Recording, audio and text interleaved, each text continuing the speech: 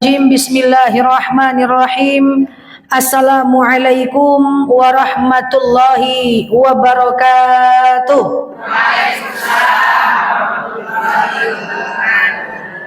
Alhamdulillahil wahidil qaharil azizil ghaffaril mukawwirul laili 'alan nahar tazkiratan li ulil qulubi wal absar tabsiratan li zawil albabi wal i'tibar. Walhamdulillahilladzi nahmaduhu nasta'inuhu nastaghfiruh wa na'udzu billahi min syururi anfusina wa min sayyiati a'malina may yahdihillahu fala mudilla lahu wa may yudlilhu fala hadiyalah. Nashhadu an la ilaha illallah nashhadu anna Muhammadan abduhu wa rasuluh la nabiyya ba'dah amma ba'd kama qala Allah ta'ala azza wa jalla fi kitabihil karim. Na'udzu billahi minasy syaithanir rajim. Bismillahirrahmanirrahim. Ya ayyatuhan nafsul mutmainnah irji'i ila rabbiki radiyatan mardiyah fadkhuli fi ibadi wadkhuli jannati al-ayah. Wa kama qala nabiyyuna Muhammad ibn Abdullah man salaka tariqan yaltamisu fihi ilman sahalallahu bihi tariqan ilal jannah. Al-hadis sadaqallahul azim. Ibu-ibu yang saya sayangi karena Allah, alhamdulillah Allah hadirkan kita dalam majelis ini. Majelis ini adalah tempat mustajab doa. Kita berdoa kepada Allah, semoga siapapun kita yang hadir dalam majelis ini, insya Allah Allah sehatkan badan kita, Allah kuatkan jasad kita, Allah tambah ruh keimanan kita, Allah luaskan rezeki kita, Allah angkat segala masalah kita, Allah jauhkan kita dari orang-orang zalim, Allah matikan kita dalam keadaan husnul khatimah. Amin. Allahumma amin. Sehat semua, Bu? Bahagia nampaknya siang ini ya. Oke, Masya Allah. Selanjutnya salatan wa salaman daimaini mutalazimaini ala nabiyyuna Muhammad ibn Abdullah Rasulullah sallallahu alaihi wasallam dengan lafaz Allahumma salli ala Muhammad wa ala ali Muhammad. Senang saya baru pertama hadir dalam majelis ini dan ibu-ibu banyakan nengok saya aslinya baru ini ya. Sebelumnya di TikTok aja ya. Dan di channel ya. Oke, baik. Di sini ada ustazah saya waktu saya di pesantren dulu. Salam takzim ustazah. Waktu beliau jadi ustazah saya, ibunda saya ini, saya dulu masih kecil. Masih saya di pesantren, masih cibi-cibi ya ustazah. Alhamdulillah ibu-ibu yang saya sayangi karena Allah, karena ini ceramah baru pertama saya hadir di majelis ini, padahal rumah saya tak jauh dari sini. Dekat saja. Saya kesini cuma 5 menit. Di manakah rumah saya? Setelah iklan berikut ini. Oke. Baik ibu-ibu yang saya sayangi karena Allah, hari ini insyaallah kita akan membahas terkait dengan waktu, cara dan tempat mustajab doa. Jadi kita bahas yang gampang-gampang saja. Daripada payah-payah, ini bisa langsung kita amalkan, ya. Waktu, cara, waktu dan tempat serta cara agar doa kita diijabah oleh Allah Subhanahu wa taala. Tadi saya belum buka Sherlock. Pas saya buka Sherlock rupanya cuma 5 menit. Alhamdulillah ya. Ternyata udah dimulai duluan ya, biar saya bisa langsung ceramah ya. Nah, mantap ya. Baik, ibu-ibu yang saya sayangi karena Allah, kita akan membahas tempat dan waktu mustajab doa. Kenapa? Karena gini Bu, hal yastawil ladina ya'lamuna ma la ta'lamun. Orang berilmu itu enggak sama dengan orang yang tidak berilmu. Orang yang berilmu dia berdoa, orang yang tidak berilmu berdoa juga.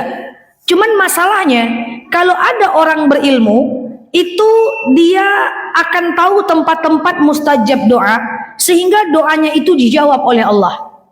Sama dengan begini Bu. Ibu kalau badan sakit-sakit, badan ibu sakit-sakit nih, ibu minta injak badannya, punggungnya sama cucu. Pernah? Pernah. Alah tuh sadonya Maya. Alah cucu sadonya. Saya ngetes aja lupa ngangguk semua ya. Cucu. injakkan punggung nenek. Udah capek cucunya nginjakin, tak berasa. Coba pergi ke tukang urut, kena jempolnya aja kita udah terasa, betul? Kenapa? Karena dia tahu uratnya, dia tahu ilmunya. Begitulah orang kalau punya ilmu. Maka semua orang berdoa, tapi ada orang yang berdoa pakai ilmu, ada orang yang tak berdoa tak pakai ilmu. Maka kita belajar sore hari yang berbahagia ini di mana saja tempat mustajab doa. Kita mulai, lupakan jemuran dulu, kita belajar sekarang. Yang pertama, mustajab doa kita antara azan dan iqamah. Antara azan dan iqamah. Ibu di rumah, atau ibu lagi di masjid, atau ibu lagi dalam perjalanan, kalau terdengar suara azan, ibu kan jawab azan tuh. Setelah ibu jawab azan, kan ada jarak antara azan dan iqamah tuh. Nah, ibu berdoalah antara azan dan iqamah. Boleh saat di jalan, boleh di rumah, boleh di masjid. Doanya doa apa Ustazah? Pokoknya doa aja.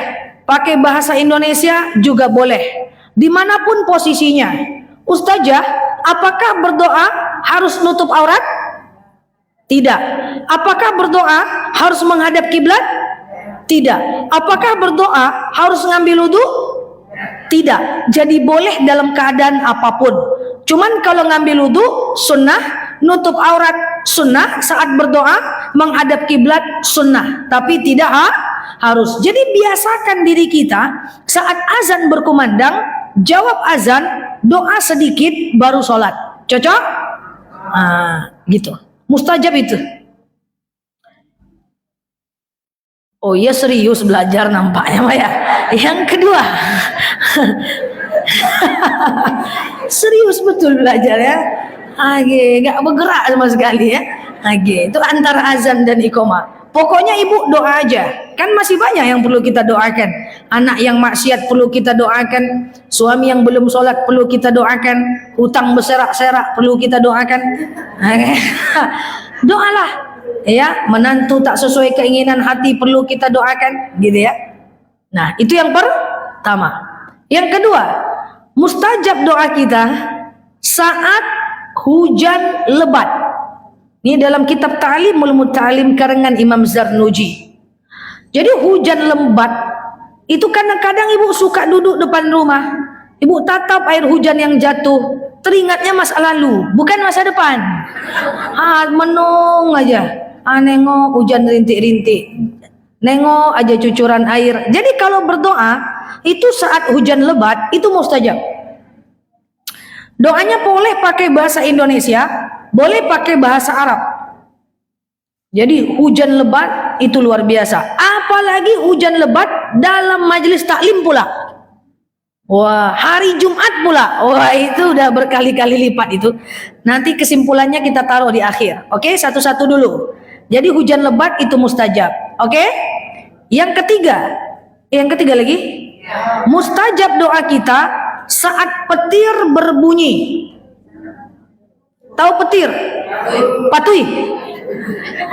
Bedangkang patui itu cor gitu kan. Jangan ibu bilang mati kau. Jangan.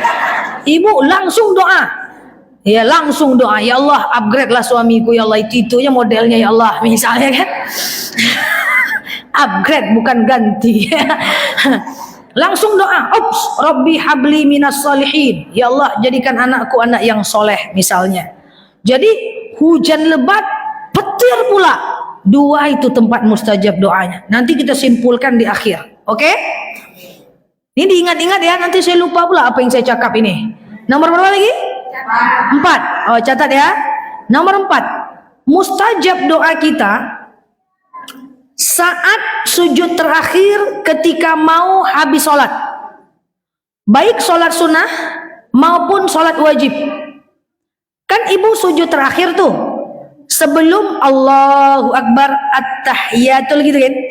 Nah ibu kan sujud tuh, itu lamakan sujudnya dikit bu. Tapi jangan lama betul, tertidur pula nanti. Sujud. Nah, setelah subhana rabbiyal a'la wa bihamdi, subhana rabbiyal a'la wa bihamdi, subhana rabbiyal a'la wa bihamdi, sujud terus. Doa. Kalau doanya pakai bahasa Arab, boleh dilafazkan dengan berbisik. Kalau doanya pakai bahasa Indonesia, boleh ucapkan dalam hati. Paham? Nah, tapi ada doa sujud terakhir yang paling masyhur. Kalau ibu mau amalkan itu paling bagus. Sebenarnya doa sujud terakhir itu apa saja nggak ada masalah. Tapi kalau ibu mau, ibu pakai doa sujud terakhir yang paling masyhur, bunyinya adalah Allahumma rzuqni makhraja. Coba semuanya, Allahumma rzuqni. Allah hafal lo duluan ya. Zukna boleh, zukni boleh. 1, 2, 3. Makhraja. Makhraja. Apa artinya? Ya Allah, berikan aku jalan keluar dari setiap masalah hidup kita ini.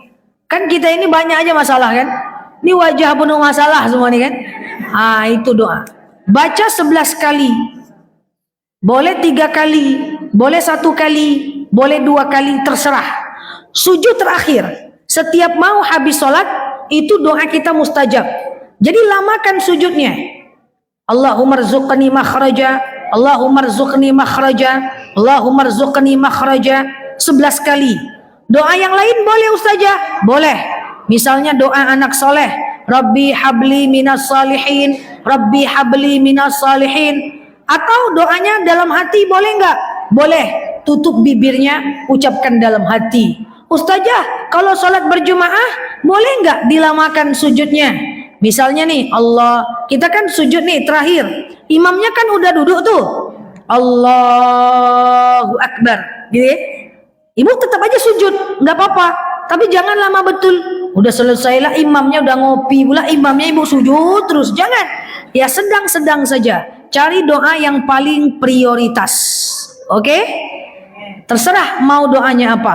Hafal aja doa-doa yang ibu mau. Sujud terakhir ketika mau habis sholat. 1, saat antara azan dan iqamah. 2, saat hujan lebat. 3, saat petir berbunyi. 4, sujud terakhir ketika mau habis sholat di semua jenis sholat, baik sholat wajib maupun sholat sunnah, baik sholat sendiri maupun sholat berjamaah.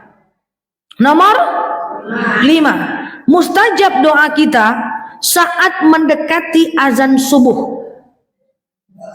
Makanya ibu-ibu, kan kita ada puasa tuh, entah kita puasa Ramadan, entah kita puasa Senin Kamis, entah kita puasa Daud, entah kita puasa Yaumul Bid, entah kita puasa Tarwiyah dan Arafah. Kan kita ada puasa-puasa tuh.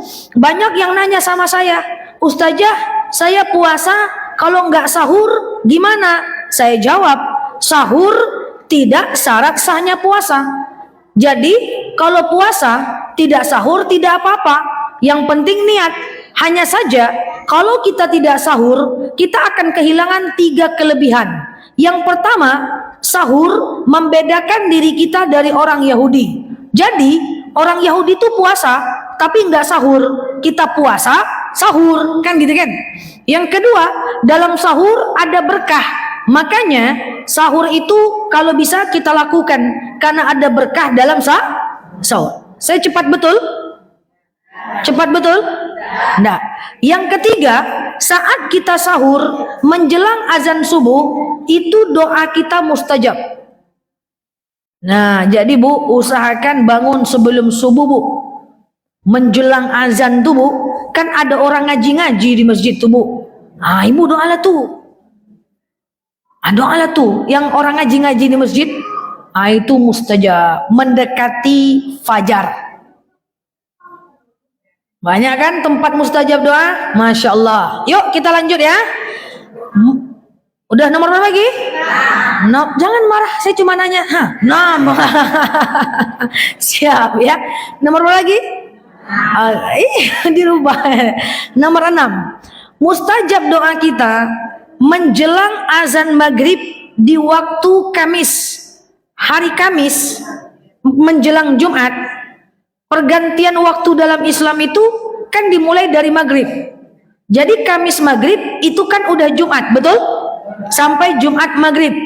Jadi menjelang hari Jumat, menjelang azan maghrib, saat orang ngaji-ngaji di masjid, itu juga tempat mustajab doa. Masya Allah. Ini kalau kita ngerti ilmunya luar biasa. Nomor 7.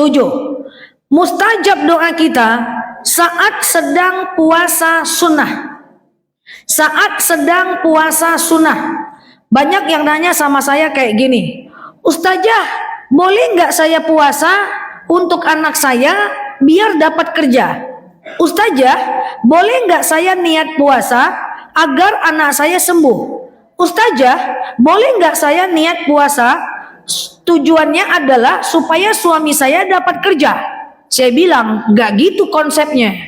Caranya gini, ibu puasa aja, niat puasanya tetap untuk Allah. Contoh, sengaja aku puasa Senin Kamis sunnah atasku karena Allah. Niatnya karena Allah, Bu, nggak boleh yang lain niatnya. Oke? Cuman saat ibu berpuasa siang harinya dan selama ibu berpuasa itu ibu doanya mustajab. Disitulah ibu doa. Itu maksudnya. Jadi bukan berpuasa untuk anak dapat kerja, bukan berpuasa niatnya supaya suami sembuh. Tidak, puasa aja kayak biasa. Cuman di waktu zuhurnya, di waktu asarnya, ibu doa habis sholat, ya Allah, anak saya pengen dapat kerja di sini, itu doakan. Saat sedang berpuasa. Oke? Nomor? Ingatkah nanti nih? Ingat. Oke. Nomor 8. Mustajab doa kita saat berada dalam majelis taklim kayak gini nih. Saya sering bilang kepada jamaah saya, baik online maupun offline, ibu-ibu, saya serius. Saya dakwah sudah 20 tahun. Saya praktisi dakwah. Saya ceramah sudah 20 tahun yang lalu. Sejak saya kecil sampai saya dewasa seperti sekarang. Asik. 20 tahun. Saya berani sampaikan kepada ibu-ibu semuanya bahwa beruntunglah ibu-ibu jika ibu menjadi bagian dari orang yang senang dengan ilmu, yang senang dengan majelis taklim. Karena serius, Bu, bahwa tak semua orang suka ceramah-ceramah, betul? Tak semua orang suka diceramahi, betul? Tak semua orang suka dengerin Pak Ustadz, ustazahnya ngomong. Tak semua, Bu. Jadi kalau ibu semangat datang dalam majelis taklim, senang mendengarkan pengajian, beruntunglah, Bu, ibu berada di jalan yang tepat. Itu nikmat yang luar biasa, Bu. Gak semua orang, Bu, suka dengan ceramah-ceramah, diceramahi, suruh ngafal doa sujud terakhir, sujud sawi, suruh hafal doa-doa anak soleh. Gak semua orang. Jadi kalau ibu termasuk bagian hamba Allah yang datang dalam majelis taklim, berbahagialah, Bu. Ya, ibu berbahagia, beruntung ibu, Bu. Fabi ayyi ala'i rabbikuma tukadziban. Ini nikmat yang paling besar kalau ibu berada di antara salah satunya. Enggak semua orang suka ceramah. Maka selamat buat ibu-ibu yang suka hadir atau ngikutin ceramah-ceramah. Masya Allah. Nah, duduk ibu dalam majelis taklim nih, ibu doa itu mustajab. Ya, entah doanya pakai bahasa ibu, entah doanya pakai bahasa, terserah. Banyak ulama yang itu pinter agamanya itu karena doa anak orang tuanya ketika dia di majelis taklim. Imam besar Mekah, Imam Abdurrahman As-Sudais itu menjadi imam besar Mekah, tapi orang tuanya pengen anaknya jadi anak soleh dan menjadi imam besar Mekah. Itu keinginan mamanya, Bu. Dan mamanya itu mendoakan anaknya dalam majelis taklim. Imam Asy-Syafi'i itu menjadi ulama di usia muda. Usia 7 tahun Imam Syafi'i hafal Quran. Usia 10 tahun hafal kitab Al-Muwatta. Usia 15 tahun itu Imam Syafi'i hafal 30.000 hadis. Mamanya, Bu, mendoakan anaknya dalam majelis taklim, pengen anaknya soleh. Masya Allah. Jadi ibu banyaklah berdoa. Anak ibu mau kayak apa, jadikan seperti apa, pengen soleh, doakan dalam majelis taklim. Saya punya mak di rumah. Waktu mak saya itu kayak ibu-ibu gini. Dia suka majelis taklim, tapi pas sampai rumah selalu ketemu sama saya depan pintu itu kalau saya habis ceramah sore. Mak, dari mana mak? Habis pengajian nak. Nela dari mana? Habis ngisi kajian mak. Saya tanya tuh, apa ceramah Ustadz tadi mak? Ndak jale nak, penting mantap ceramahnya. Wah itu aja yang ingat dia lagi. Wah itu aja dia ingat bu, demi Allah. Saya tanya, apa ceramah Ustadz tadi mak? Ndak jelas mama nak, yang penting gagah Ustadznya. Wah itu aja yang ingat dia lagi. Saya kejar, coba mak isi ceramahnya apa? Pokoknya mantap. Mantap apa isinya mak? Tak pandai mama, pokoknya mantap. Saya sekali-sekali nanya sama mama saya, mama ini datang majelis taklim, nyampe rumah, minta kasih tahu saya apa ceramah Ustadz, mama tak bisa jelaskan. Terus kenapa mama datang dalam majelis taklim? Wah itu jadi penasaran pula saya. Akhirnya mak saya bilang, mak datang dalam majelis taklim, walaupun mak tak ngerti nak, kadang-kadang mak numpang doa aja nak, kata dia. Bayangkan. Beliau tahu majelis taklim itu tempat mustajab doa, dan beliau datang ngerti nggak ngerti lantaklah, penting anggu-anggu aja, ya kan? Anggu-anggu aja, doa aku di sini. Itu senjata mama saya itu. Ya, ini fakta ini. Nah, mak saya lagi umroh ini. Ya, kan cerita baik-baik, mak nggak dosa kan, mak. Jadi gitu. Dan salah satu doa mak saya ini bukan maksud apa-apa, biar ibu semangat mengamalkannya. Mak saya itu tak sekolah.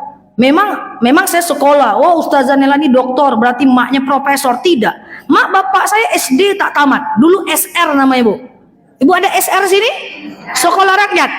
SD. Mak saya itu cuma sampai kelas 3 SD. Bapak saya itu cuma sampai kelas 2 SD. Agak senior berarti mak saya ini, sampai kelas 3. Tak sekolah mak bapak saya. Tapi mak saya ini hadir dalam majelis taklim. Saya dengan kakak itu jauh jaraknya. Jadi saya anak keempat paling kecil. Saya dengan saya dengan kakak di atas saya jauh jaraknya. Jadi setiap mak saya hadir dalam majelis taklim, setiap dia nengok ustadz muda, dia selalu doa pakai bahasa Minang kayak gini. Ya Allah, dape anak cik modeko jadilah, katanya. Nah, itu doanya bu. Kalau bahasa Indonesianya, ya Allah, dapat anak satu kayak gini, jadilah. Nah, doanya enggak payah-payah, gitu aja.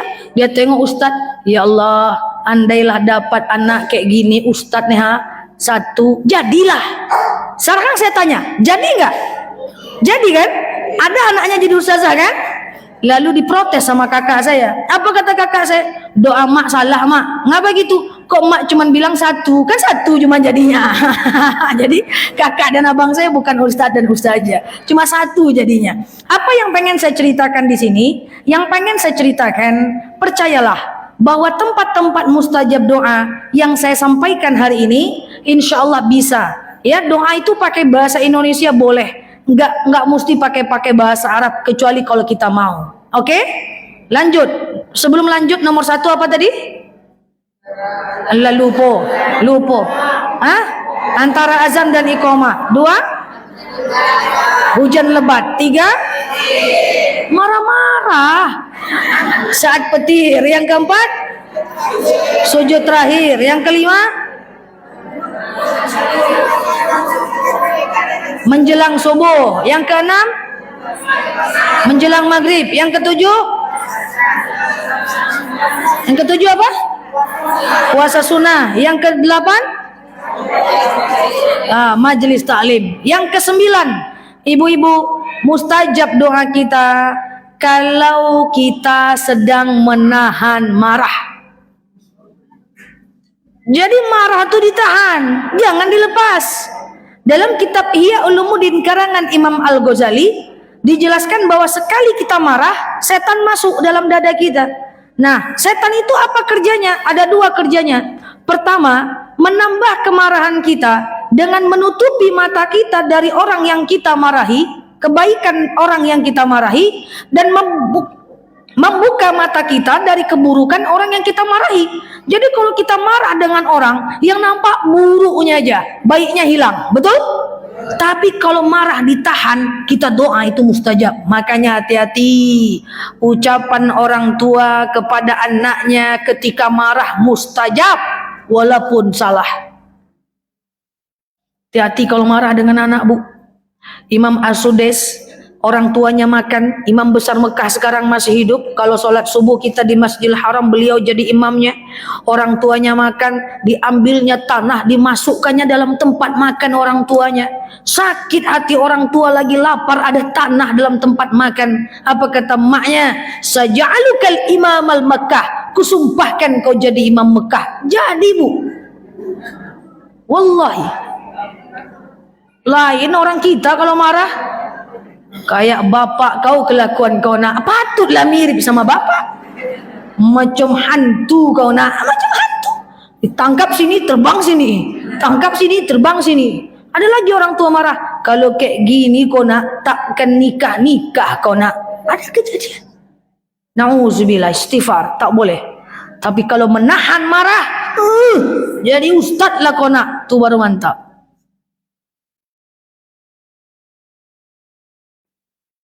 Oh, ingat masa lalu nampak. Oke, saat kita menahan marah, itu doa kita mustajab. Masya Allah. Yuk kita belajar. Udah berapa bu? 9 aja ya. Nah ibu harus otomatis nih. Ketika ya terakhir nomor 10, mustajab doa kita di hari Jumat. Nah yuk kita bahas. Sebelum kita masuk cara doanya, coba kita belajar momentumnya. Ibu bayangkan nih, nomor 10 apa tadi? Di hari Jumat ya. Oke, coba ibu bayangkan nih, kata nih, ibu datang dalam majelis taklim, mustajab doa, betul? Kebetulan hari Jumat, mustajab lagi doanya, betul? Kebetulan hujan lebat, tak, mustajab lagi doa, betul? Kebetulan petir berdengkang, tak. Berapa tempatnya? 4, mustajab doakan. Bayangkan itu, gitu cara berpikirnya. Saat hari Jumat, mustajab, betul? Rupanya hujan, mustajab. Rupanya petir, nambah lagi mustajab. Paham nih? Ibu lagi puasa sunnah. Lalu saat ibu puasa sunnah, sebelumnya ibu sahur.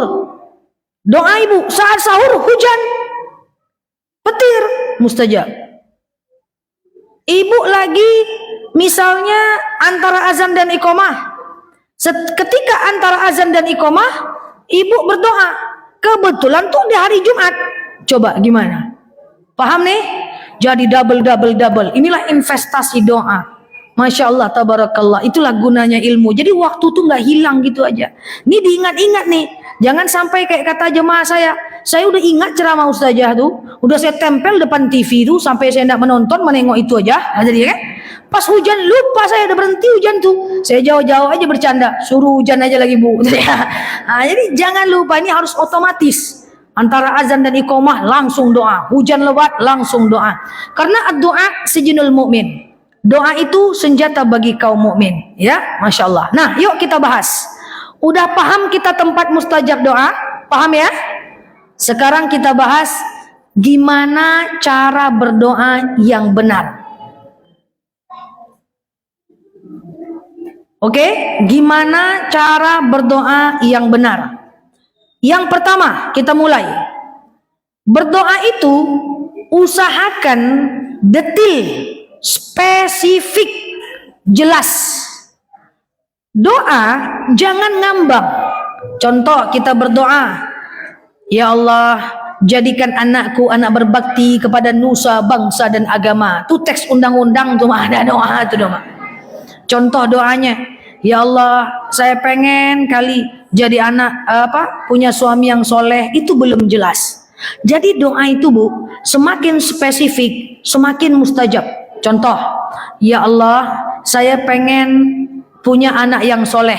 Solehnya kayak mana bu? Ibu jelaskan bu. Dia hafal Quran, dia bisa jadi imam, dia bisa memandikan, mengkafani jenazah, dia jadi orang Islam yang dermawan. Semakin jelas, semakin mustajab. Saya pengen punya suami soleh. Solehnya kayak gimana bu? Jelaskan dalam doanya. Masalahnya poligami itu soleh juga, ya kan? Ya kan? Doa. Saya pengen punya suami soleh. Dia bisa jadi imam, ya, dia bisa aktif SKM sosial kematian, dia rajin ke masjid, dia tak tinggal subuh berjamaah, jelas bu.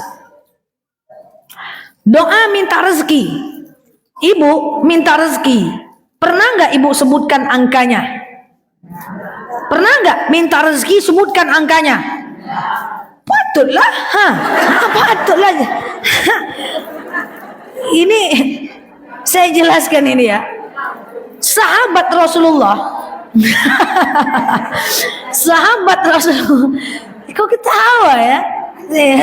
Oke, sahabat Rasulullah Sallallahu Alaihi Wasallam, 10 sahabat yang dijamin masuk surga, itu semua orangnya kaya semua. Cuman ada yang meninggalnya mapan, hidupnya kaya, meninggalnya susah. Ada yang hidup mati mapan. Itulah Utsman bin Affan. Dan mereka itu kalau berdoa sebutkan angka. Suatu ketika Utsman bin Affan berdoa, ya Allah, aku pengen keuntungan dagangku bulan depan 4.000 dirham. Ya Allah, aku pengen keuntungan dagangku bulan depan 1.000 dinar.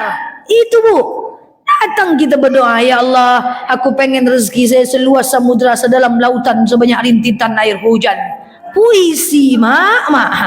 Jadi doa itu mesti intinya itu spesifik gitu loh bu.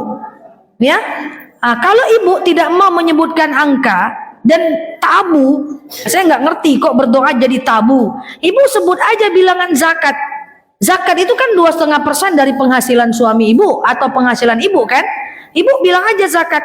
Ya Allah, saya pengen zakat bulan depan 200.000. Berarti uangnya 8 juta dong, betul? Nah, ya Allah, saya pengen zakat bulan depan 100.000. Berarti uangnya 4 juta. Jadi spesifik, jelas. Oke? Dah, yang kedua. Jadi doa itu kalau bisa dicatat. Pernah catat doa? Oh, memang patut. Ya, catat doa. Saya bimbing jemaah umroh itu sudah tak terhitung berapa kali jumlahnya. Umroh pertama kali saya baru bergabung ke masyarakat karena baru tamat pesantren, saya udah bimbing umroh. Saya bimbing umroh, saya masukkanlah jemaah saya ke Hijr Ismail, 40 orang. Yuk bu, masuk. Nanti nyampe di dalam, sholat hajat 2 rakaat, doa dalam Hijr Ismail. Kalau diusir-usir oleh laskarnya, ibu pindah-pindah aja dulu, jangan keluar sebelum saya keluar. Itu instruksi saya. Jadi kalau diusir pindah aja, nyukijang wakijang walia gitu kan, sampai saya keluar. Setelah lowong, kita semua cium Ka'bah, usahakan bisa doa. Wah, itu instruksinya udah luar biasa, briefingnya itu. Masuk semua. Udah selesai, saya kode semua cium Ka'bah. Karena kan orang takut pada keluar. Kita doang yang di dalam lagi. Karena instruksinya jangan keluar sebelum saya keluar. Wah, saya lengketkanlah hidung mereka semua ke kiswah Ka'bah. Doa bu, nangis di Ka'bah, sunnah. Nangis semuanya. Saya jaga dari belakang. Saya nguping bu, karena masih muda bu. Apalah doa mak-mak nih ya, kan? Saya nguping bu. Astagfirullahaladzim. La haula wa la quwata illa billah. Doanya ndak ada yang betul bu. Saya kumpulkan sebelum waktunya. Kumpul lagi. Ayo kita keluar. Ibu nih doanya macam mana ini, kata saya. Doanya gini. Ya Allah, engkau tahu apa yang aku mau, kabulkan ya Allah pokoknya. Ya Allah, engkau tahu isi hatiku, kabulkanlah ya Allah pokoknya. Apa kata mereka? Mereka ngomong gini pakai bahasa Minang. Enggak tentu kami yang kami sabui saja. Enggak tahu kami mau nyebut apa saja. Di situ saya belajar dari jemaah. Di situ saya belajar dari jemaah. Akhirnya saya bilang, yuk kita pulang ke hotel, catat pengennya apa. Besok saya temani lagi dan harus baca tuh catatan. Maka enggak ada. Setelah itu saya kalau bimbing umroh, semua jemaah udah dapat PR, harus catat doa dalam buku. Supaya enggak macam itu doanya. Ya Allah, engkau tahu apa yang aku mau. Sekian, terima kasih. Syalalalala. Mana bisa? Doa itu detil lah, mustajab lah. Iya kan? Nah, enggak tahu dia apa yang dia mau, cuma dia mau minta sama Allah. Nah, ini makanya sebelum umroh tuh catat dulu kita mau apa. Supaya apa? Supaya kan antara makam Ibrahim sampai ke rukun Yamani itu doa kan? Kan umroh tuh gitu, dari Hajar Aswad sampai makam Ibrahim zikir. Dari makam Ibrahim sampai rukun Yamani doa. Dari rukun Yamani sampai Hajar Aswad Rabbana atina fid dunya. Masa sepanjang itu berjalan doanya nggak ada? Catat tuh, baca. Masya Allah ya. Jadi cara berdoa detil. Kalau bisa catat. Oke? Orang beriman harus percaya kepada kemustahilan. Tak boleh, harus doa detil. Oke? Oke, sebentar ya.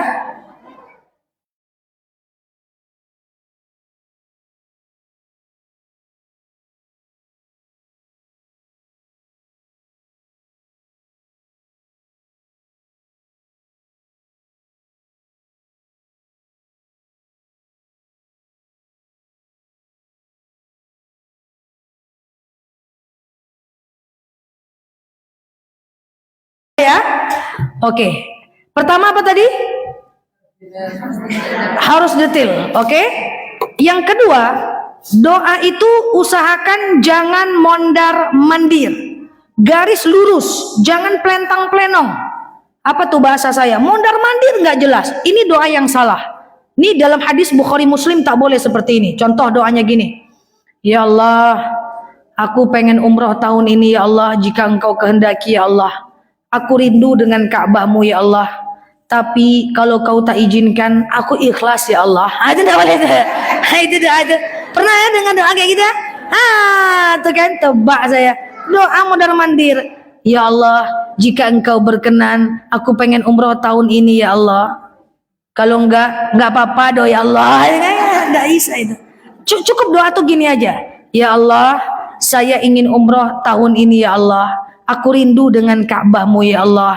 Jemput aku ya Allah. Aku mohon ya Allah. Titik gitu aja. Jangan ditambah. Tapi kalau ndak ada cuman oleh Allah ndak bisa bu. Oke? Wah ustazah, masa kita berarti nggak memaksa Allah? Kita berdoa sama Allah. Nanti persoalan dikabulkan atau tidak kita serahkan sama Allah. Yang penting doanya jelas dulu. Ini saya ceritakan di mana-mana. Teman saya kehilangan emas. Dia cerita ke saya di kantor, Nel, aku kehilangan emas. Apa yang ku buat? Lakukan sholat hajat 2 rakaat. Setelah itu doa sama Allah supaya emasmu diketemukan. Pigilah dia sholat hajat. Setelah sholat hajat dia balik ke saya. Ustazah, saya udah doa. Saya udah doa. Apa doa kamu? Doa saya gini ustazah. Ya Allah, ketemukan emasku ya Allah. Aku susah mengumpulkannya ya Allah. Aku mohon ya Allah, ketemukan emasku ya Allah. Tapi kalau itu yang terbaik menurut engkau, aku ikhlas ya Allah. Ya. Cobalah tuh doanya kayak gitu. Cemana lah itu. Jadi doa nggak kayak gitu. Ya Allah, emasku hilang ya Allah. Ketemukan emasku ya Allah. Aku mohon ya Allah. Titik. Jangan disambung. Tapi kalau ndak ada, apa-apa lah ya Allah ya. Oke? Pernah dulu minta jodoh doanya gini. Ibu punya anak gadis, ada anak bujang dekat sama anak ibu. Ibu doanya gini, ya Allah, kalau anak bujang tuh baik, dekatkanlah dia dengan anakku ya Allah. Kalau ndak baik, jauhkanlah ya Allah. Pernah kayak gitu doa? Siapa yang ngajarin doa macam itu? Bolak-balik doa. Doa tuh harus jelas kita maunya apa bu. Ya Allah, aku suka dengan anak bujang tuh ya Allah. Kalau dia baik, dekatkan dengan anakku ya Allah. Kalau tidak baik, kasih dia hidayah dan dekatkan ya Allah. Gitu. Jadi yang kita mau tuh jelas. Biar doa kita mustajab. Walaupun nanti kita tetap tawakal. Oke? 1, detil. 2, jelas, jangan mondar-mandir. Paham sampai sini? Yang ketiga, doa itu usahakan jangan dipikir-pikir. Doa mikir gitu. Ya Allah, aku pengen umroh tiap tahun ya Allah. Dari mana duitnya yo? Jangan dipikir-pikir. Ibu tuh sedang doa bukan mikir. Ya Allah, saya pengen ganti rumah. Entah you tidak bisa. Jangan dipikir-pikir bu. Karena doa itu doa aja bu. Gratis. Yakin aja. Orang beriman itu percaya kepada kemustahilan.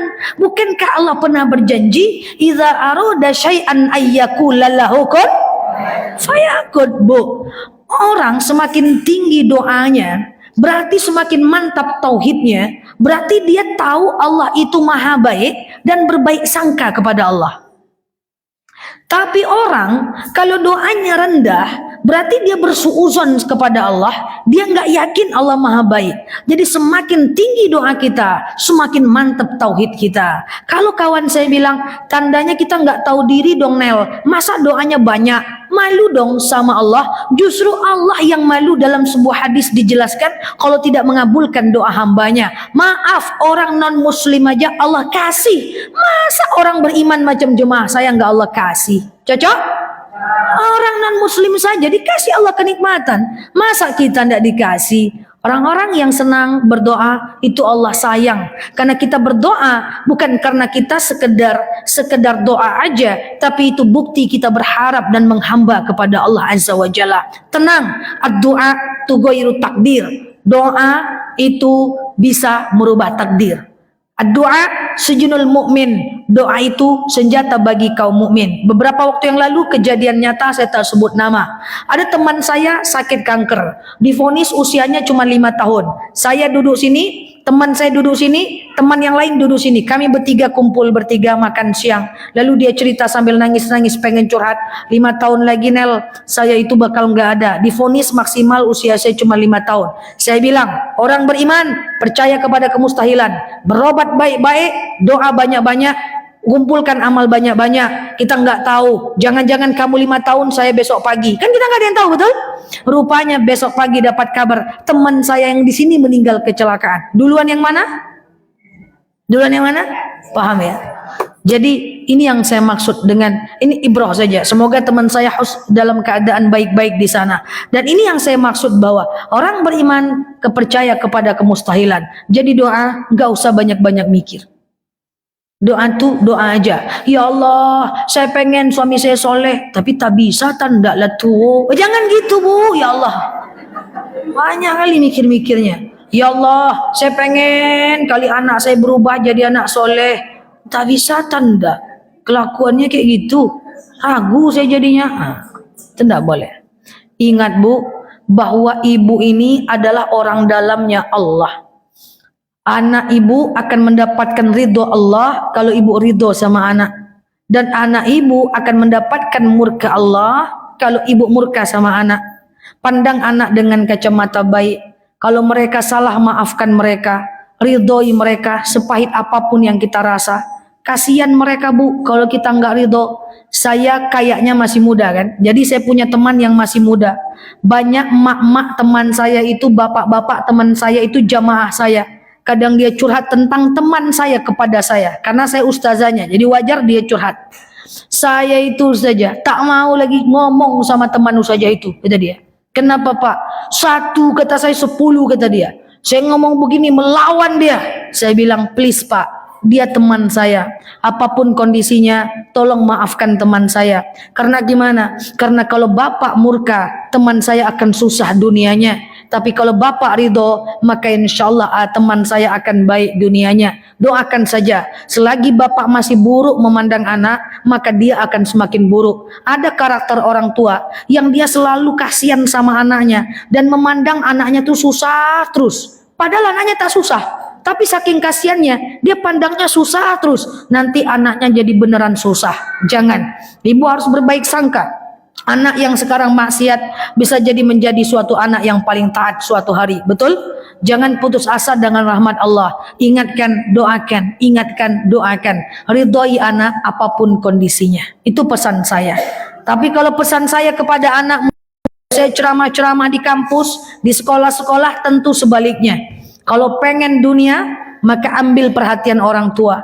Kalau pengen sukses dunia, ambil perhatian orang tua. Saya adalah yang paling percaya bahwa orang yang paling mudah dibahagiakan adalah orang tua dan guru. Titik, itu aja. Contoh, membahagiakan istri susah, betul? Banyak maunya, apalagi macam ibu-ibu depan nih. Yang kedua, membahagiakan suami susah, banyak maunya. Membahagiakan teman susah, banyak maunya. Orang yang paling mudah dibahagiakan orang tua. Ibu, kalau masih ada orang tua tak percaya, buktikan cakap saya.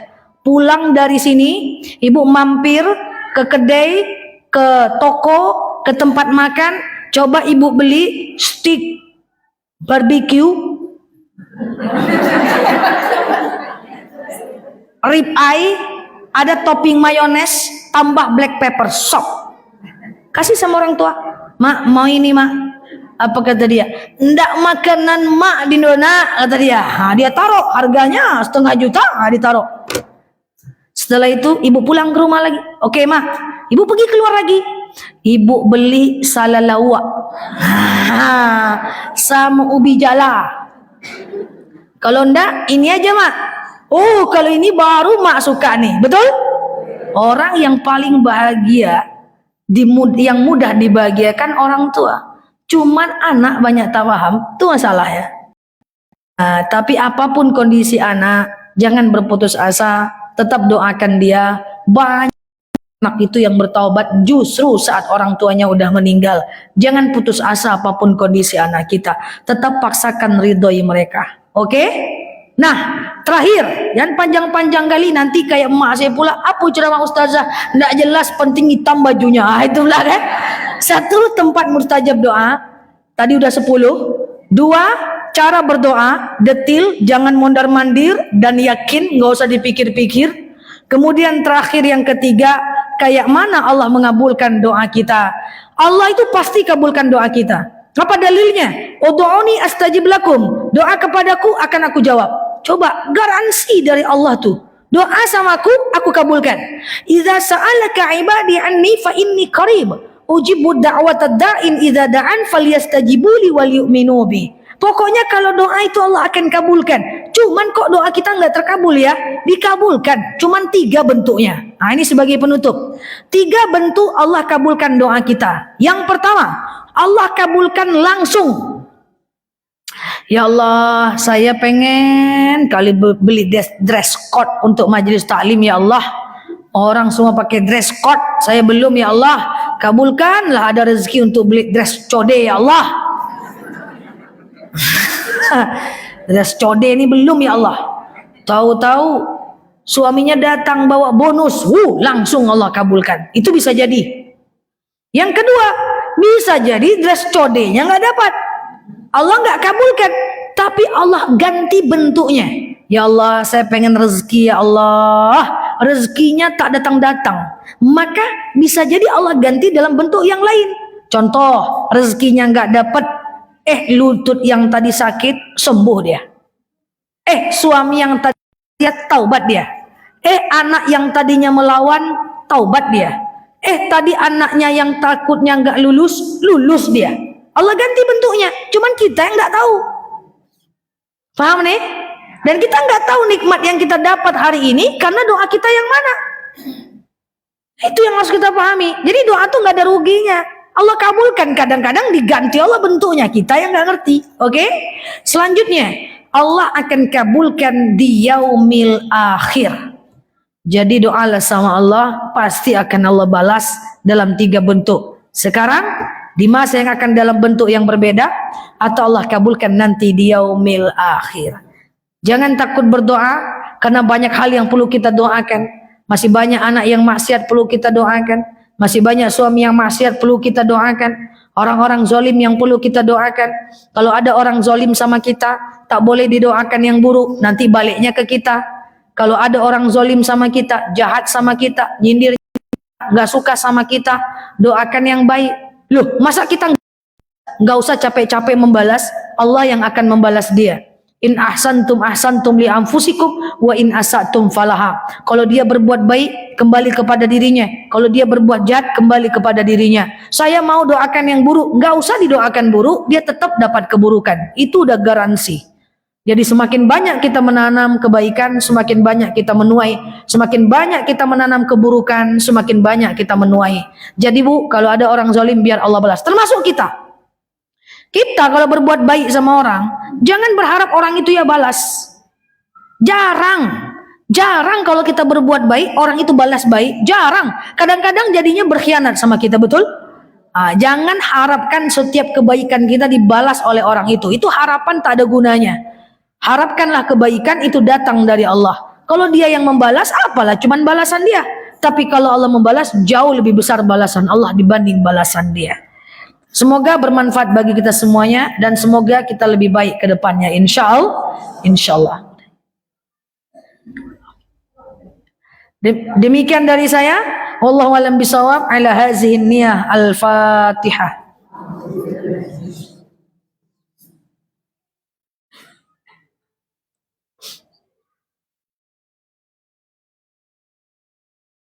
Amin ya Allah, amin ya Rahman, amin amin ya mujibas sa'ilin. Allahumma salli ala sayyidina Muhammad wa ala ali Muhammad. Allahumma inna nas'aluka ridhaka wal jannah, na'udzubika min sakhatika wan nar. Allahumma inna nas'aluka salamatan fi dinina, afiatan fi jasadina, ziyadatan fi ilmina, barakatan fi rizqina, taubatan qabla al maut, rahmatan indal maut, maghfiratan ba'dal maut. Allahumma hawwin alaina fi sakaratil maut, najatan minan nari wal afwa indal hisab. Allahumma antas salam minkas salam wa ilaika ya'udus salam. فحينا ربنا بالسلام ودخلنا الجنة دار السلام تبارك ربنا وتعاليت يا هذا الجلال والإكرام اللهم إنا نعوذ بك من الهم والحزن نعوذ بك من العجز والكسل نعوذ بك من الجبن والبخل ونعوذ بك من غلبة الدين وقهر الرجال اللهم يسر علينا أمورنا ولا تعسر علينا أمورنا يا رب العالمين خصوصا إلى أرواح أمهاتنا وإلى أرواح كل مسلمين والمسلمات اللهم اغفر لهم وارحمهم وعافهم واعف عنهم وأكرم نزلهم ووسع مدخلهم واغسلهم بالماء والثلج والبرد ونقهم من الخطايا كما ينقى الثوب الأبيض من الدنس وأبدلهم دارا خيرا من دارهم وأهلا خيرا من أهلهم يا رب العالمين اللهم خصوصا إلى أرواح آبائنا وإلى أرواح كل مسلمين والمسلمات اللهم اجعل قبرهم روضة من رياض الجنة ولا تجعل قبرهم هرة من غبار النيران اللهم خصوصا آبائنا وإلى أرواح أمهاتنا وإلى أرواح كل مسلمين والمسلمات اللهم لا تحرمنا أجرهم ولا تفتنا بعدهم واغفر لنا ولهم ولإخواننا الذين سبقونا بالإيمان ولا تجعل في قلوبنا غلا للذين آمنوا ربنا إنك رؤوف رحيم يا رب العالمين اللهم انصر إخواننا مجاهدين في فلسطين اللهم انصر إخواننا مجاهدين في غزة اللهم انصر إخواننا مجاهدين في إندونيسيا يا رب العالمين اللهم يسر علينا أمورنا ولا تعسر علينا أمورنا اللهم إنا نعوذ بكلمات الله تامة من شر ما خلق اللهم استجب دعانا يا الله استجب دعانا يا رحمن يا رحيم يا مجيب السائلين اللهم صل على سيدنا محمد وعلى آل محمد سبحان ربك رب العزة عما يصفون سلام على المرسلين alhamdulillahi rabbil alamin wallahu alam bisawab usikum wa nafsi bittaqullah wallahul muwaffiq ila aqwamit thoriq assalamualaikum warahmatullahi wabarakatuh.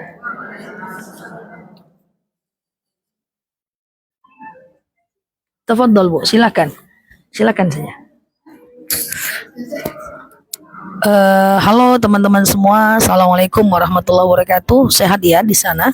Teman-teman yang baru mampir boleh klik foto aku yang ada di atas ya, teman-teman ya. Klik foto aku yang ada di atas, kemudian follow, aktifkan tombol loncengnya untuk kita bisa berteman bersama di akun ini.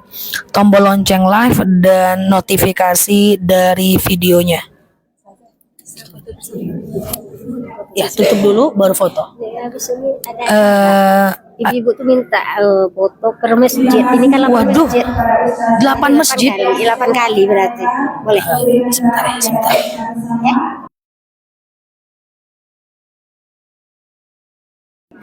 Oke, terima kasih ya teman-teman semuanya. Sekali lagi yang baru mampir boleh klik foto yang ada di atas, follow, aktifkan tombol loncengnya ya, agar teman-teman dapat video terbaru dari aku saat aku ceramah. Aku nggak bisa jawab pertanyaan.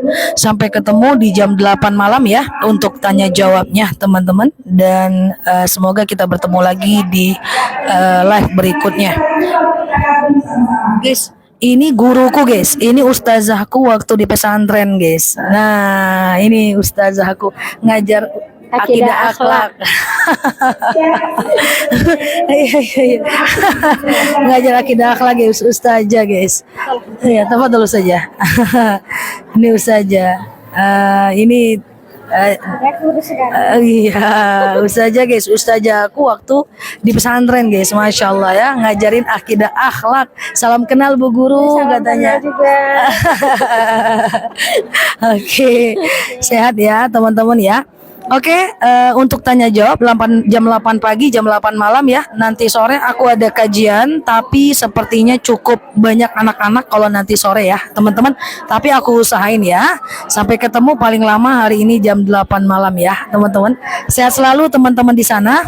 Kita tutup dulu ya guys. Subhanakallahumma wa bihamdika nasyhadu alla ilaha illa anta nastaghfiruka wa natubu ilaihi. Thank you banget buat teman-teman yang sudah tap-tap layar, yang sudah nemenin aku, yang sudah live bareng aku. Dan salam kenal buat teman-teman yang baru mampir ya. Semoga bisa belajar bersama melalui video-video dan live-live-nya aku.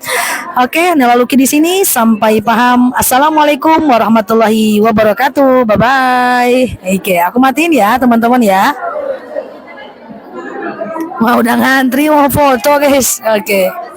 Iya Bu, siap. Oke, bye-bye ya teman-teman, sehat selalu ya. Love you all, bye-bye. Makasih ya.